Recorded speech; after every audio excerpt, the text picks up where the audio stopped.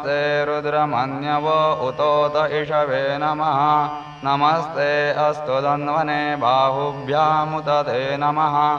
यात ईश शिवतमा शिवं बभूवते धनुः।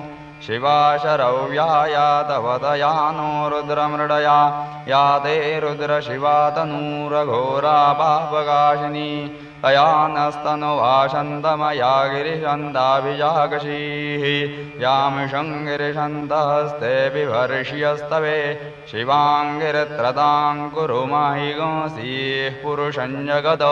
शिवेन वचसा त्वा गिरिशाच्छावदामसि। यथा न सर्वमिज्जगदयक्ष्मगसुमना असद। अद्य वोचदधिवक्ता प्रथमो दैव्योऽभिषग। ऐज्ञश्च सर्वाञ्जम्भयन् सर्वाश्च यातु धान्यः।